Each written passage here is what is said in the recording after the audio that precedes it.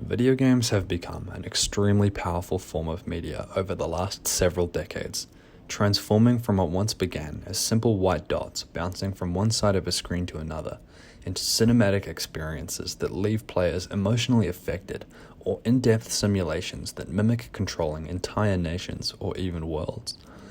Game designers are constantly trying to find new ways in which to allow players to interface with games, and to find new ways to influence them on various levels. And so the complex relationships between players and games are relationships that have been and continue to be studied in depth and from a great number of angles. J. David Bolter and Richard Grusin are two new media scholars who have studied immediacy, hypermediacy, and remediation. Remediation is the idea that all forms of media are made up of other forms of media that have come before. Marshall McLuhan said on the matter, "The content of any medium is always another medium. The content of writing is speech, just as the written word is the content of print, and print is the content of the telegraph." Remediation is, therefore, at its core, the evolution of media through itself. Video games are certainly no exception, and it is increasingly common for games in the AAA sector to remediate techniques and mechanisms specifically from cinema and film. While film is purely observative, games are an interactive medium and therefore require a level of control to be given over to the player. This in turn means that film does not adapt perfectly to games, but lessons in visual storytelling and filmic techniques regarding composition, creating suspense, emotional framing of shots, and so on, lend themselves to games extremely well for the purpose of visual enrichment and towards the goal of creating transparent immediacy. Immediacy is when the relationship between a viewer and the message within a medium is focused on the message.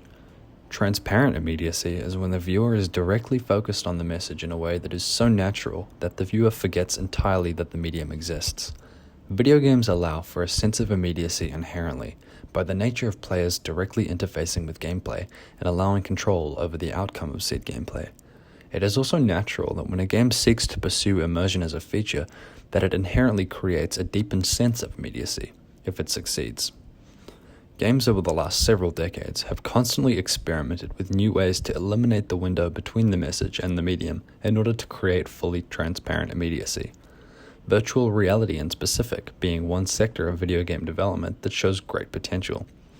Other traditional video games often seek to create that immediacy through the use of mechanics and features such as high-fidelity graphics, diegetic user interface, and dynamic elements for animation, sound, and lighting.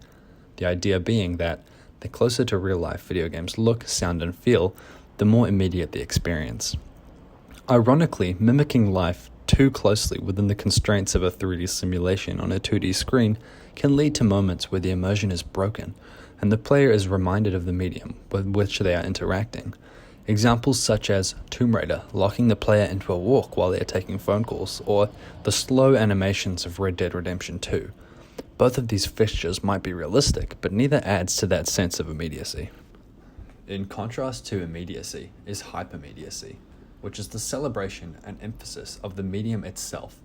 To quote William J. Mitchell, it is a visual style that privileges fragmentation, indeterminacy, and heterogeneity, and emphasizes process or performance rather than the finished art object. Hypermediacy is extremely common in video games, with genres often relying on the same old non-diegetic user interface tricks to convey messages or push moments. Examples like text boxes, skill trees, character statistics screens, or menus that constantly hold control over a portion of the screen. Games that are designed around this are more common but not exclusive to being outside of the AAA sector, as the number of developers who are making games because they simply love the medium is much higher there.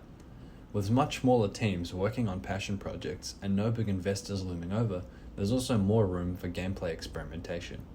However, in AAA and indie game development alike, it's often that game design is massively aided by hypermediacy, as there are some game genres that have excessively deep game systems and levels of complexity that would be unapproachable without it. An example would be the 4X genre.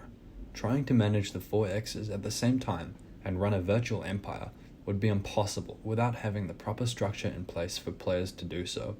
In real life, running an empire relies on vast numbers of people, all doing vastly different jobs, focused on different aspects of growth and maintenance. In games, the only way to allow one person to control so many different areas of governance is through the use of information boxes that greatly simplify the inputs and outputs required. Even simplified, there are often still large numbers of boxes and tabs open in order to maintain a natural interaction with the gameplay. All of them serve to enhance player interaction and create a smoother experience within the game world, each box intuitively aiding the player in dealing with a specific task. While transparent immediacy may be the ultimate goal for Western media, the potential of video games is still emerging. There's no doubt that we will see advancements towards that goal over the next several decades. While the technology that supports games develops and continues to evolve, increasing in complexity and depth, so too will our ability to provide deep and immediate experiences. We may be approaching the day when games shatter the barrier between medium and message entirely and provide that uninhibited immediate experience, but we aren't there yet.